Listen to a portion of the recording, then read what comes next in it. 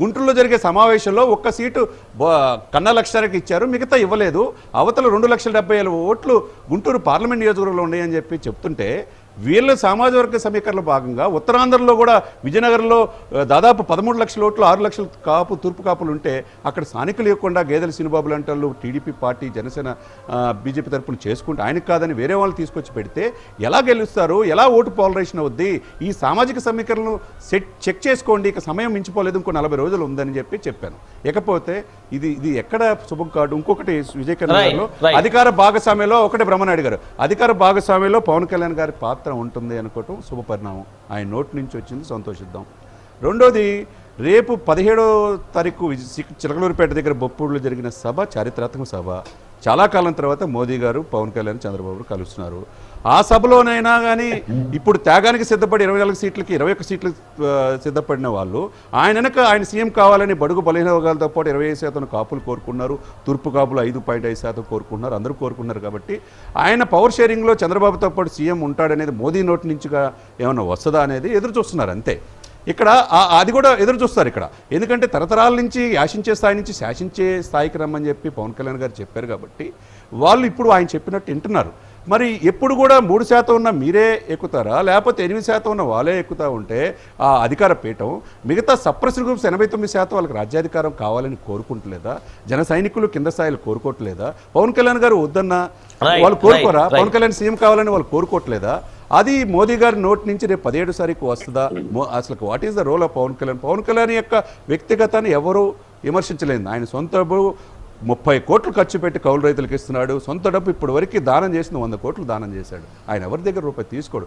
కానీ ఈ త్యాగాలు చేసే క్రమంలో కింద స్థాయిలో చాలా బాధపడుతున్నారు. ఈయనకి సరే త్యాగాలు చేశాడు, సరే రేపు పవర్ షేరింగ్లో ముఖ్యమంత్రి విషయంలో 2.5 సంవత్సరాలు ఉంటుందా అనేది వాళ్ళ యొక్క మదిలో ప్రశ్న. అది తప్పు. అది అడిగితేనేమో వైసీపీ కోవట్లు అంటారు. అది ఎంతవరకు సమంజసం? మీరు 3% ఉన్న 25 ఎంపీలు ఆయన 21 సీట్లు తీసుకున్నాడు. 25 సామాజిక వర్గం మీరు తీసుకుంటారు. మళ్ళీ సెకండ్ లిస్ట్ లో ఎంతమంది ఉంటో తెలియదు. ఉపోద్ఘాతం అంటారు. ఈ కులం ఓట్ల మీద మీరు రాజ్యాధికారం వస్తారు. ఈ కులం మాత్రం ఓటు బ్యాంక్ ఉండిపోవాలండి. తరతరాల నుంచి ఉండిపోవాలా? రిజర్వేషన్స్ ఎవరు? ఆయన ఎవడు, ఈయన ఎవడు? తరతరాల నుంచి ఉండిపోవాలనేది ప్రశ్న. అంతే తప్పే ఉపోద్ఘాతం ఇక్కడ ఎవరిని విమర్శించేది లేదు. సామాజిక పరంగా వాళ్ళ యొక్క సామాజిక ఓట్ల పరంగా వాళ్ళకి రాజ్యాధికారంలో భాగం కావాలి. మీకు కష్టాల్లో 55 రోజులు మీ నాయకుడు జైల్లో ఉన్నప్పుడు అన్కండిషనల్ గా సపోర్ట్ చేశాడు. 2014లో మీరు సీఎం అవడానికి చంద్రబాబు నాయుడుకి సపోర్ట్ చేశాడు. ఇప్పుడు కష్టాల్లో ఉన్న పార్టీకి సపోర్ట్ చేశాడు. కాబట్టి పవర్ షేరింగ్ లో ఉండాలి. మీ నోటి నుంచి వచ్చింది, మీ నోటి నుంచి విజయకర్ గారు వచ్చింది, చాలా సంతోషమే. ఈ పవర్ షేరింగ్ ఉంటుందా అనేది ఎలక్షన్ కి ముందు వస్తేనే ఓటు పోలరైజేషన్, ఓటు ట్రాన్స్ఫర్మేషన్ జరుగుతుంది. లేకపోతే కూటమికి ఇబ్బంది పడింది, ఇబ్బంది జరుగుతుందనే ఒక పౌరుడిగా నేను చెప్తున్నా, యాజ్ అనలిస్ట్ గా చెప్తున్నా. తీసుకుంటే తీసుకోండి, స్వీకరించండి, లేకపోతే మేము చేయమని చెప్పండి. అంతేగాని మేమేదో మాకు ఏదో కులం, ఈ కులంలో పుట్టినంత మాత్రం ఈ కులం కాదు, ఈ కులంకి అన్యాయం జరుగుతుందనే భావన ప్రజల్లో ఉన్నది. 1,25,00,000 మంది జనం ఉన్నారు. 89 నియోజకవర్గాల్లో గెలుపోవడం చేతిలో ఉన్నాయి. ఎవరి మీద ఇక్కడ కోపం లేదు. శ్రీనివాసరెడ్డి గారు నమస్కారం. బ్రహ్మనాయుడు గారు, ఇక్కడ వారు ఏదైతే దాసరి కిరణ్ గారు వ్యక్తీకరించినటువంటి ఒక అసత్యానికి సిఏని మొట్టమొదటి వ్యతిరేకించిన ముఖ్యమంత్రి ఆంధ్రప్రదేశ్ ముఖ్యమంత్రి జగన్మోహన్ రెడ్డి గారు. పార్లమెంట్ రికార్డ్స్ చూసుకోండి. మేము వాళ్ళకి ఓట్ చేయలేదు, ఆ విషయంలో మేము సపోర్ట్ చేయలేదు. ఆ నాయకుడు అయినటువంటి పార్లమెంటరీ పార్టీ నాయకుడైనటువంటి విజయసాయి రెడ్డి గారి స్పీచెస్ ఒకసారి చూసుకోండి. విజయసాయి రెడ్డి గారు నిర్బంధంగా దాన్ని వ్యతిరేకించారు.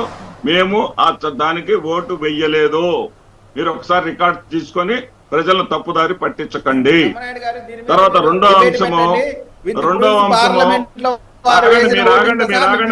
మీరు ఆగండి విజయ్ గారు ఆగండి. ఇక రెండో అంశము ఏదైతే 2 పార్లమెంట్ సీట్లు అన్నారే, 2 పార్లమెంట్ సీట్లు అన్నారే, ఏదైతే వల్లభనేని బాలశౌరి గారు ముందు చంద్రబాబు నాయుడు గారి దగ్గరికి ఇచ్చారు. నేను తెలుగుదేశం పార్టీలో చేరుతున్నానన్నా, మీరు మీ ఆశీస్సులు నాకు కావాలి అంటే, ఇక్కడ పవన్ కళ్యాణ్ గారి ఆశయాలు కాదండి కావాల్సింది, చంద్రబాబు నాయుడు గారు ఆశీస్సులు ఉన్న వాళ్ళకి సీట్లు వస్తాయి. ఏమయ్యా నువ్వు జనసేనలోకి వెళ్ళు, నీకు మచిలీపట్నం నేను ఖరారు చేయించే బాధ్యత అంటే అతను మచిలీపట్నంకి వెళ్ళాడు. ఆ సీటు తెలుగుదేశం అనుకోవాలా, మనం జనసేన అనుకోవాలా? అసలు మన దగ్గర నుంచి ఏదైతే వీళ్ళు ఎందుకు చెప్తా పోతున్నారని ఉంటారో ఆత్మపరిశీలన వీళ్ళు చేసుకోండి చెప్పేటటువంటి ముందర. మాటలు ఎలా మన ఉన్నాయంటే దగ్గర నుంచి ఒక రూలింగ్ పార్టీ కబలించి ఎంపీ వేస్తున్నారు. ప్రతిపక్ష పార్టీకి వెళ్తా అంటే జనసేన మన నాయకుడిని పరిపాలన కబలించి ఎంత చెత్తగా ఉందో వేస్తున్నారు అర్థం అని చెప్తున్నాడు. చేసుకోండి. ఒక రాయలసీమ మొత్తం కూడా కాపులు మొత్తం కూడా పవన్ కళ్యాణ్ వెంట ఉన్నారని. ఎంతమంది కాపులకి పవన్ కళ్యాణ్ గారిని చూసి తెలుగుదేశం పార్టీ సీట్లు ఇచ్చిందో చెప్పండి. ఎంతమంది మొట్టమొదటి నుంచి పవన్ కళ్యాణ్ గారు వెంట నడుస్తున్న వాళ్ళకి సీట్లు ఇచ్చిందో చెప్పండి. ఇంకొక మాట అన్నారు అరాచకం అని. అసలు అంత అరాచకమేముంటే మీరు ఎందుకు ఇంతగా ముగ్గురు కలిసి రావాల్సి వస్తుంది? ఒకటి. రెండోది చిట్ట చివరి అంశం అండి, ఈయన శవ రాజకీయాల గురించి మాట్లాడాడు. ఎవరు?